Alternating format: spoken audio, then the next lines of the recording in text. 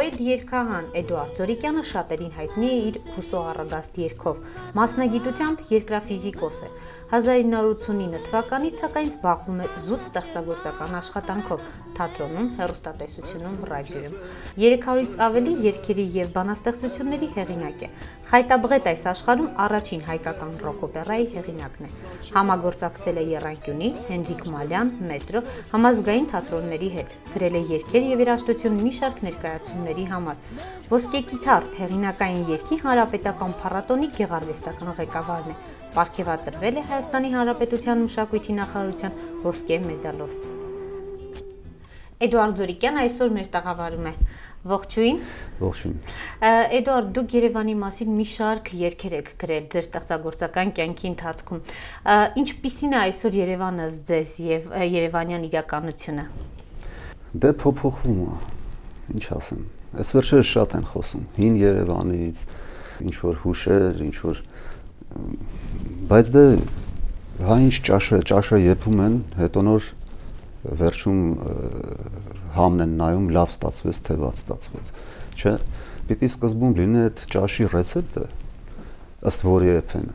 որպեսզի հետո չկասկածեն, համով կլինի, համով չի լինի։ Այն ինչ որ արվել է, իմ սրտով չի, շատերի սրտով չի։ Նույնիսկ կասկածում եմ, որ պրոֆեսիոնալ ճարտարապետների շատերի սրտով չի։ Նույնիսկ հավանաբար կատարողների սրտով չի։ Երևի։ Մեր հասարակությանը, մեր իրականությանը շատ բնորոշ բան, այսինքն միշտ կատարվում է մի բան, որը նույնիսկ կատարողի սրտով չի։ Կատարողի, չգիտեմ, հիմա պատվիրատուն է մենակ, որ իր սրտով է, թե գուցե ինչ որ մի անհատի։ Բայց չէ որ այն ինչ որ կատարվում է, դա այն մասշտաբի է, որ բոլոր երևանցիների կարծիքը պիտի հարցնեին, եթե տենց մեծ պրոյեկտներ են անում, ասենք։ Ինչպիսին Հյուսային պողոտան է, ինչպիսին մյուս մեծ, հա, այդ շենքերի հայտնվելը տարբեր փոքր տների մոտ մեկ է տեսնում ես մի հսկայական շենք։ Մի պահ մտածում ես կարող է Մոսկվայում եմ հայտնվել, այսինքն այդ հզորության շենքեր են, հա։ Չգիտեմ։ Այսինքն ճարտարապետական հին Երևանից ոչինչ չի մնացել այսօր ձեր Երևանից, հին Երևանից։ Ես երբ խոսում եմ իմ ճարտարապետ ընկերների հետ, դե իրանք որպես ճարտարապետեր, որպես մասնագետ, հա, զրույցի մեջ նման մասնակցություն են ունենում։ Իրանք ասում են դե առանձնապես մի բան չկար էլ Երևանում։ Ասենք կար ռուսական շրջան, կար պարսկական շրջան, ավելի հին եթե գնանք։ Հա, բայց այսօր էլ արաբական շրջանն է, չգիտեմ, եվրոպական շրջանն է, Ամերիկա, ոնց է կոչվում այսօրվա շրջանը։ Այսինքն անհասկանալի է ինչ այսօր տեղի ունի։ Երբ պիտի Երևանը ունենա երևանյան, հայկական շրջան։ Հենց այս օրերին Մաշտոցի պուրակում քաղաքացիական նախաձեռնությունները, ակտիվիստները պայքարում են հանրային տարածքի պահպանման համար, Մաշտոցի պուրակի համար։ Արդյոք տեղյակ եք, որ նման բան է տեղի ունենում եւ փորձել եք միանալ ձեր գործընկերներին, օրինակ Ռուբեն Հախվերդյանին, շատ արվեստագետներ, մտավորականներ միացան, Տիգրանը Խզմալյան, Գարեգինը Չուքազյան։ Արդյոք ձեզ ուզում են նաև հանրային տարածքները, կանաչը։ Գիտեմ, տեղյակ եմ, իհարկե տեղյակ եմ, կարծում եմ այսօր ինչ որ բաներից տեղյակ չլինել, եթե տանը ունես համակարգիչ ու համացանցի մեջ ես, հա, իհարկե ինչ որ բաներից տեղյակ ես։ Իդեպ կարաս on-line մասնակցես ինչ-որ ձև, պարտադիր չի ֆիզիկապես այնտեղ լինես, եթե զբաղված ես։ Ես անձամբ չեմ եղել այնտեղ, չեմ գնացել դեռ։ Այդ երևույթի մասին ինձ դուր չի գալիս, որ ամեն մի փոփոխությունից հետո, հա, ասենք քաղաքապետ է փոխվում ու իր հետ կտրուկ ինչ-որ բան է փոխվում։ Ու ոչ մի այդ փոփոխությունը օրենքի սահմաններում չի լինում։ Այսինքն առիթից օգտվելով նախքին կամ, չգիտեմ, 2-3 քաղաքապետ առաջ, հա, այդ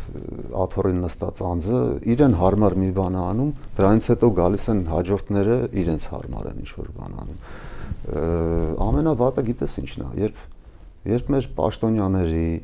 հետ զրուցում ես ու ընթացքում օգտագործում ես օրենք բառը, զգում ես ոնց որ երման ջուր լցնես իրանց վրա։ Այդ օրենք ասածից նենց են վախենում, Քաղաքապետ Տարոն Մարգարյանը ակտիվիստների հետ հանդիպման ժամանակ, եթե չեմ սխալվում, նշել էր, ինձ հետ օրենքով մի խոսեք։ Ուրեմն այդ գործի տակ ինչ որ մի բան կա, ինչ ասեմ։ Այսինքն դուք Facebook սոցիալական օրենքով անլուծելի հարց է ուրեմն դա։ Իսկ Facebook սոցիալական ցանցով ձեր աջակցությունը ակտիվիստներին հայտնել եք եւ ձեր կարծիքը պուրակի պահպանության հետ կապված։ Ես այդ երիտասարդներին ճանաչում եմ, իրանք ամեն ուրբաթ մեր ակումբում են գալիս են։ Ես մի բանից եմ վախենում, որ ոնց որ շատ-շատերին օգտագործեցին, այնպես էլ ինչ շահերի համար օգտագործեն մեր այ ակտիվիստներին, երբ որ կարող էին իրենք այդ նույն ավյունը ներդնեին ավելի կարևոր գործերի համար, հա։ Օրինակ ինչ կարևոր գործ կա, որ կարելի է ավյունը ներդնել։ Չգիտեմ, մենք միշտ Աստծուց ուրիշ բան ենք խնդրում, իրականում ուրիշ բան ենք ուզում, բայց երբ գնում ենք տաճար, որ պիտի դիմենք Աստծուն, ուրիշ բան ենք խնդրում։ Իսկ Տերը ինչ խնդրում է, սեն էլ անում է։ Հիմա մենք ինչ հարցի շուրջ է զրուցենք, միևնույնն է գալու է այն իրավիճակը, որ այսօր կա այն, ինչ որ իրականում ուզել ենք։ Այսինքն տաճարում բառացի ասել ենք, ես ենք ուզում։ Բայց հետո գալիս են տուն, մտածում են, ախր ես էս չէի ուզում, ես ուզում եի, որ սենց լիներ։ Լրիվ ուրիշ բան, հա։ Այդ իսկ անկեղծությունն է պակասել, ազնվությունն է պակասել, քաղաքացիական, չգիտեմ, դիրքորոշում ունեցողներն են պակասել։ Շատերը հուսահատվել են, երևի, շատերը հուսահատվել են։ Հետո մարդիկ հայտնվում են, երբ որ իրանց կարիքը լինում է։ Ինչ հաճախ ասում են մտավորականները, ինչու են պասիվ, ինչու չեն հայտնվում։ Եթե իրանց կարիքը չկա այսօր, ինչի պիտի այդ մարդիկ հայտնվեն։ Այսինքն հասարակությունը պահանջը պիտի դնի 88-ին, այդ տարիներին, երբ մինչև այդ, հա, երբ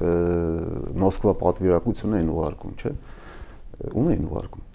Վիկտոր Համբարձումյանին, Սոս Սարգսյանին, որովհետև մտավորականի կարիքը կար։ Այսօր մտավորականի կարիքը չկա, որովհետև հարցերը լուծում են ուրիշ հարթությունների վրա։ Այսօր ում կարիքը կա, նրանք էլ հայտնվում են տարբեր պաշտոններին, ազգային ժողովում, տարբեր տեղային այդ ինքնակառավարման մարմիններում։ Չէ, մտավորականներին, արվեստագետներին մեկ էլ հիշում են ընտրությունից ընտրություն, երբ պետք է լինում այս կամ այն կուսակցությունների կողքը կանգնել եւ աջակցել։ Դե 1001։ Կարծում եմ դա ընկերական մակարդակի վրա է, եթե դարվում է ընկերական մակարդակի։ Քանի որ հիմա նախընտրական process-ն են, ձեզ չեն առաջարկել մի երկով հանդես գալ, աջակցել այս կամ այն քաղաքական ուժին։ Թե գիտեն ձեր դիրքորոշումը եւ Չէ, հիմա չեն առաջարկում, որովհետեւ նախկինում առաջարկել են ու զավեշտալի բաներ կատարում, որովհետեւ ասենք ես մի կուսակցությունից զանգում ասում էին, չէ, չեմ ուզում ես քաղաքականությամբ զբաղվեմ, ասում են դու այն ինչական ես, ասում եմ չէ, եղբայր, այն ինչական եմ։ 5 րոպե հետո այն մյուս կուսակցությունից այն զանգում կամ խմբից, արի մեզ հետ, ասում եմ չէ, չեմ ուզում։ Հա, դու այն ինչական ես։ Հիմա չեն զանգում։ Իսկ այն ժամանակ կար որևէ կուսակցության նկատմամբ համակրանք կամ այ մտածում եք, որ հույսը երկրի ապագան կոնկրետ տվյալ ուժի մեջ է եւ այսօր արդյոք կա նման քաղաքական ուժ, որը ձեզ դա ներշնչում է։ Դե չեմ տեսնում։ Ես շատ եմ ափսոսում, որ հենց անկախանալուց պիտի կտրուկ փոխվեր ամեն ինչ, որովհետեւ եւ անկախացանք եւ համակարգը փոխվեց, հա։ Այսինքն այն ինչ որ առաջ գնում ենք արտասահման, տեսնում ենք, չգիտեմ, այն ինչ որ մեզ դուր էր գալի, ինչի համար արտագաղթում էին Հայաստանից, այդ համակարգը ի վերջո մտավ Հայաստան։ Խանութ բանը եթե առաջ ասում էր, եթե իմ խանութը լիներ, ես sense կանեի, sense կան։ Հիմա իմը չի շահագրգռված չեմ, բայց այդ ամեն ինչը փոխվեց։ Բայց պարզվեց դրա հետ ոչ թե կյանքը լավացավ, այլ Որ կետում սխալվեցինք ձեզ, որ կետից սխալ գնաց, անկախությունը կարծես թե բոլորը գնահատում են, շատերի համար իսկապես դա անհաս երազ էր, որը իրականացավ։ Ինչը ստիպեց ունենալու այն, ինչ այսօր ունենք։ Գիտես, մերթ Բալթյան հանրապետությունները հիմա վախենում եմ սխալվեմ կոնկրետ որ մեկը, բայց հայտնի բան է, հա, որ անկախանալուց հետո այն սեփականատերերին, ում կուլակաթափ էին արել, չէ Ստալինյան դարաշրջանում հրավիրեցին ու ասեցին, այս շենքերը ձերն է։ Այն բնակիչները, ովքեր այդտեղ էին, սոցիալիստական, սովետական տարիներին, իրենց ապահովեցին ինչ-որ բնակարաններով, հատուցում տվեցին եւ վերադարձրեցին ունեցվածքը այն մարդկանց, ում ձեռքում կար սեփականության այդ փաստաթղթերը։ Այսինքն իրենք իրենց նոր էջը սկսեցին ազնիվ քայլով։ Այսինքն իրենք հրաժարվեցին ինչ-որ մի բանից ու ասեցին, մինչև դա էլ մենք պատմություն ունեինք։ Ու եթե ձեզ հետ ճիշտ չեն վարվել, իսկ դուք ազնիվ ճանապարհով եք վաստակել այդ ամեն ինչը, եկեք, տեր կանգնեք, ու այդ մարդիկ Ամերիկայում, Ավստրալիայում, Եվրոպայում միլիարդատերեր էին։ Եկան ու թե իրանց ունեցվածքին տեր կանգնեցին, թե հանրային կյանքի մեջ մասնակցություն հաստատ ունեցած կլինեն։ Իսկ մերոնք ինչ արեցին։ Ով սեփականության թուղթ ուներ, ձեռից վերցրեցին, ճղեցին, ասին, սա քոնը չի, սա իմն է։ Հա, մեր Բալթյան հանրապետության պրեզիդենտը կամ վարչապետը չէր կարա տենց աներ։ Ասեր, տղեկ էս էլ այն, բայց չարեց մարդը։ Մարդը դիմեց, իսկ մենք Սփյուռքին երբ ենք դիմում, կամ մեր են հայրենակիցներին, ովքեր։ Երբ որ մեզ ինչ-որ բան է պետք։ Հա, Սփյուռքը ոնց է վերաբերում, գիտես արդեն քանի տարի։ Ասում եմ, մեզ դրել եք կթուկովի տեղ։ Հա, հերիք չի մուրացկանություն անեք։ Ինչի։ Մարդիկ գալիս գործ են դնում 2-3 տարուց փախնում են, ուղղակի փախնում են։ Ի նկատի ունեք Նարեկ Հարթունյանի գործը, բոլորին շատերը կան։ Աշխեն Գործունյանի։ Հա, դու անուններս տալիս, որ հանրահայտ թե որպես անհատներ, թե որպես գործարարներ, հա, բայց շատ շատերը կան, որ մենք չգիտենք։ Ես մարդկանց եմ ճանաչում իմ կուրսեցիների, որ տղաներ են, որ Ամերիկայում գումարային աշխարհ եկան այստեղ վերցրեցին ծերներից։ Այսինքն համակարգը չի տրամադրում քաղաքացուն այսօր ապրել, ռեալիզացնել։ Օրենք պիտի լինի այն, ինչից վերևները վախենում են։ Դա պիտի լինի։ Եթե չկա օրենքը, չի լինի ոչ մի բան, որովհետև պետության հիմքը օրենքն է։ Եթե օրենք չկա, ուրեմն տափաստան է, դա այդ տարածքը բան է, ինչ-որ ապօրինի մի տեղ է, որտեղ կհավաքվեն գողերը, ավազակները, բոզերը, չգիտեմ, շատ օրենքից դուրս շատ մարդիկ։ Այդ ինչ են օրենքով գողերը այստեղ սխոթկաներ անում, որովհետև պարզվեց ամենաապահով տեղը այստեղ էր։ Ուրիշ տեղը երևի այդքան դուխով չեն մտնի, պետություն են։ Իսկ այստեղ կգնան, ոչ ոք չլիմանա։ Ոստիկանապետն է կդիմավորի, կճանապարհի։ Մենք ինչ էլ անենք, զավեշտ է ստացվել։ Որովհետև իրականում մի բան ենք ուզում, բայց երբ գնում ենք տաճար, չգիտես ինչի ուրիշ բան ենք խնդրում։ Մենք ուզում ենք, որ երեխան լինի գրագետ։ Հնարավոր է Աստված է թեկել երեխան լինի կիրթ, երեխան լինի մի խոսքով։ Բայց իրականությունը այնպիսին է, որ ես շատ եմ հանդիպել, որ երեխային ասում են գողի բոզի դարա, պիտի կարողանաս շուստր լինես, ֆռծնես, քցես, ուրիշ ձև չես կարող ապրես։ Եղբայր, բայց ուզում էր երեխատ ազնիվ լիներ, կիրթ լիներ, մեծին հարգեր, փոքրին օգներ, ընկերասեր լիներ, ես ինչ է sense բաներ սովորեցնում։ Որովհետև 20 տարի իրականությունը սա է։ Որովհետև մեր իրականության մեջ գնահատվում է դա, այսինքն գումարները հոսում են այն մարդկանց մոտ, ովքեր անազնիվ ճանապարհով են դա վաստակում։ Վերջին տարիներին հատկապես շատ է խոսվում քաղաքացիական հասարակության ձևավորման մասին, որ սա արդեն այն հասարակությունը չէր, որ կար 10 տարի առաջ կամ 15 տարի առաջ, արդյոք համակարծիք եք ու տեսնում եք հասարակության մեջ փոփոխության տրամադրություն։ Մեր հասարակությունը մի անգամ է դրսևորվել այդ 88-ին է։ 2008-ին նույնիսկ այն ժամանակ կիսատ պռատ էր դրսևորվում, որովհետև երբ որ ես շատ լավ հիշում եմ անկախականները, երբ որ ասում են անկախություն, իրանց շուրջը, որովհետև մի քանի օր հետո ես էլ եմ արդեն իրանց հետ, այդ շուրջը մի շրջանակ էր դատարկության հայտնվում, որովհետև մնացած հրապարակը փախնում էր, այդ անկախություն բառից վախենում են։ Հետո հասկացան, քիչ-քիչ հավաքվեցին ու այն ժամանակ դա հեղափոխության նման բան էր, հա։ Այդ ժամանակ ամեն ինչ դուրս է գալիս։ Մարդիկ անկեղծ անում են, մարդիկ ազնվանում են։ Իսկ հիմա զարգացումը նենց է գնում, որ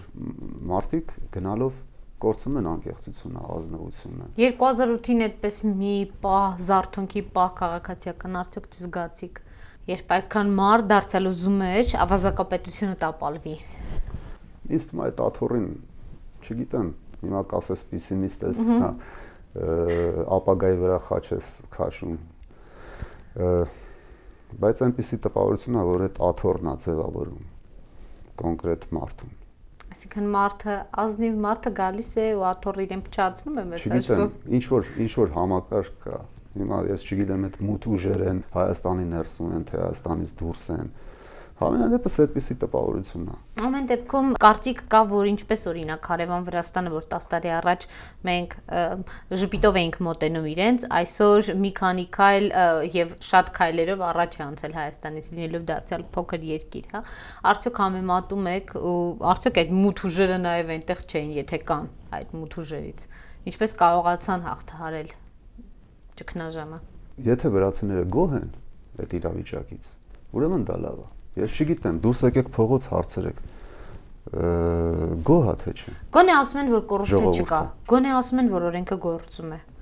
Համաձայն եմ, ես չեմ ասում վատը, ընդհակառակ լավ է։ Ես շատ չեմ հասկանում իրենց ծանոթներին ում հետ զրուցելուց ուզում են ինչ-որ ձև ասենք կեղտ գցեն նույն Վրաստանի վրա, որ իբր դե Ամերիկան ձեռը քաշեց։ Հա լավ, դե Ամերիկան է, ստել Ռուսաստանն է։ Հիմա եթե մեկի ձեռի տակ պիտի լինես, գոնե օրենք լինի, գոնե ժողովուրդը ապահով լինի, գոնե եթե մեկի մոտ որպես վարձու աշխատուժ ես ընդունվում աշխատանքի, գոնե այդ աշխատավարձը թերիքի, որ կարողանաս կոմունալ ծախսերը տաս։ Ինչքան կարելի է թալանել, ինչքան։ Եթե սա պետություն է, եթե կառավարություն ունենք, եթե ազգային ժողով, կարան մի օրենք հանեն, որ եղբայր գործարար, եթե դու կարող ես մենակ գործը անես, մենակը տարա։ Եթե կարիքն ունես բանվորների, մասնագետների, ուրեմն մինիմում ժամը այսքան գումար պիտի տաս, որովհետև այդ մարդիկ հոգու համբալը չեն։ Այդ մարդիկ ընտանիք պիտի պահեն, պիտի Իսկ մենք տեսնում ենք, թե ինչքան ցածր աշխատավարձ են տալիս մեծ մասամբ։ Ծիծաղելի է։ Այդ 70-100 հազարով ինչ ես ընտանիք չես կարող պահել։ Ինչ ընտանիք, կոմունալ վարձերը տվեցիր բրծավ, մնացածը ինչ պիտի անեն։ Ինչ, գողությամբ զբաղվեն։ Այս տարի ասում են, որ խորհրդարանում մաս չեն կազմելու այս ընտրությունների գործարարները։ Կապրենք կերևա։ Հավատ չի ներշնչում ձեզ այդ անպագորգոր բառերը, որ հնչեցնում են, որ առաջին անգամ արդար ընտրություն են կանելու, որ ընտրությունների մասին մեր պատկերացումները փոխվելու են, արդյոք այս խոսակցությունները հասնում են ձեզ եւ ինչ տպավորություն եք ստանում, թե դարձել նախընտրական PR է։ Առաջի անգամը չի, հա, ու չգիտեմ 18 տարեկան երեխան գուցե ողջևորվի, բայց ինքը նաև չգիտի, ասենք անցյալ ունի, ոնց է եղել, ինչ է եղել։ Դե թող փորձեն թողանեն, ինչ ասեմ։ Որպես արվեստագետի մեկ հարց եմ ուզում տալ, ինչպես ընկալեցիք կամ ինչպես եք վերաբերվում Պուտինի ակումբի բացման լուրերին, գիտեմ, որ շատ տարակարծիք են եւ կուզեի նաև ձեր կարծիքը լսել խնդրի վերաբերյալ։ Ժպիտով, չգիտեմ, քմծիծաղով տենց ինչպես պիտի վերաբերվեն։ Իրենք մեզնից առանձնապես չեն տարբերվում։ Նույն բանը այնտեղ է կատարվում։ Դատելով վերջին ընտրություններից եք դա ասում։ Մենք այսքան տարի միասին ենք եղել նույն համակարգի մեջ, բոլորովին ուրիշ հիմունքների վրա եւ այլն եղել։ Որ մի օրում չփոխվեցին այդ հարաբերությունները։ Հնարավոր է Ռուսաստանի փոփոխությունները հիմք հանդիսանան նաև Հայաստանում փոփոխությունների ձեզ։ Ինձ թվում է, հա, բայց ես չեմ հավատում, որ Ռուսաստանը կփոխվի։ Համենայն դեպս առաջիկա 10 տարում։ Երբեք։ Համենայն դեպս այս ընտրություններին մի շարք մարդիկ Ռուսաստանը մինչև սովետել, չէ, ցարական տարիներին ինքը էլի տարբեր էր, Եվրոպայից էր տարբեր, Ամերիկայից էր տարբեր։ Էլի կար այդ մրցակցությունը, էլի կար այդ կոնֆրոնտացիան, պայքարը իրար։ Մի խոսքով, այդ բոլոր պատերազմները ու կապ չունի, հեղափոխություն եղավ, համակարգը փոխվեց, միևնույնն է Ռուսաստանը ուրիշ ինչ-որ դիրքորոշում է։ Այսօր ասես թե անկախացան, չգիտեմ։ Իսկ ոչ թե կփոխվի, այլ կաշխատի բոլորին էլի հավաքել, որովհետև այդքան հեշտ անկախությունը որ տալիս են, պիտի դու ինքդ քեզ եւ նախկին տիրոջդ ապացուցես, որ դու անկախ վիճակում ավելի լավ ես կառավարում, ավելի ազնիվ ես կառավարում, ավելի անկեղծ ու չգիտեմ, մի խոսքով ժողովրդին ավելի շատ ես սիրում։ Դե սիրելը հա երբ որ դա չկա նախկին տերը ասում է եթե թալանով է հենա ես կթալանեմ ինչի պիտի դու թալանես դրա համար է Պուտինը իրան թույլ է տալիս նման արտահայտություններ ասենք իրանց վերևներից ինչ որ մեկը որ էս ինչ են իրանց թակավորիկներ են զգում դրանք թակավորներն ինչի պիտի տենց այդ գալիս է հենց այն բանից որ ձեզ տվեցինք իբր անկախացակ դուք էլ ունես ձեզ թված ես իմ ով եք ինչ եք ինչ ուզում անում եք Դե Ռուսաստանը նաև ծրագիր է իրականացնում, որ շատերին հայաստանաբնակներին տանում է եւ Սիբիրում աշխատանքով բնակարանով ապահովում է ու միգրացիային է փաստորեն խթանում, հա? Դե մերոնք էլ են ասում, ինչքան շատ գնան, այնքան լավ։ Դժգոհները քիչ կլինեն։ Բայց սահմանով պիտի բայ։ Ձեզ համար ով պիտի աշխատի։ Ով պիտի մաքրի այս փողոցները, ով պիտի ծառ տնկի, ով պիտի դպրոցներն է փակեք, այդ շենքերն էլ արեցին, չէ, չարեցին։ Մանկապարտեզների 90%-ը դառավ ռեստորան ու չգիտեմ ինչ, դպրոցների։ Այս ինչ ուզեցին, այն էլ ստացան։ Իրականում անպագորգոր հայրենասեր, չգիտեմ ինչ, Նժդեհի գաղափարախոսություն։ Հա, դա էլ։ Շահարկելով փաստորեն։ Իսկ իրականում ինչ են անում։ Փոքր է Հայաստանը, փոքր է։ Եղած չեղածն էլ ես մի Երևանով այնքան ամեն խաչմերուկին բոլորին տեսնում ես ամեն ակումբում ու չգիտեմ սրճարանում հանդիպում ես այդ մարդկանց կարելի է այդքան այդ ձևի անազնիվ ու չգիտեմ հերոստատեսությամբ մի բան ասել իրականում 5 րոպե հետո ուրիշ բան ես տեսնում կործանման ճանապարհն է սա իրենք պիտի մտածեն որովհետև Այս մի բակի խնդիր չի, մի շենքի խնդիր չի, մի ընտանիքի խնդիր չի։ Սա մի ամբողջ ժողովրդի խնդիր է։ Եթե մենք չենք ուզում դառնանք նորից Երևանսկայա գուբերնիա, մենք պիտի մի օր նստենք ու խորը մտածենք, ես ինչ ենք անում։ Շնորհակալություն։ Ես եմ շնորհակալ։ Իսկ ես հիշեցնեմ, որ մեր հյուրն էր պոետ, երգահան Էդուարդ Զորիկյանը։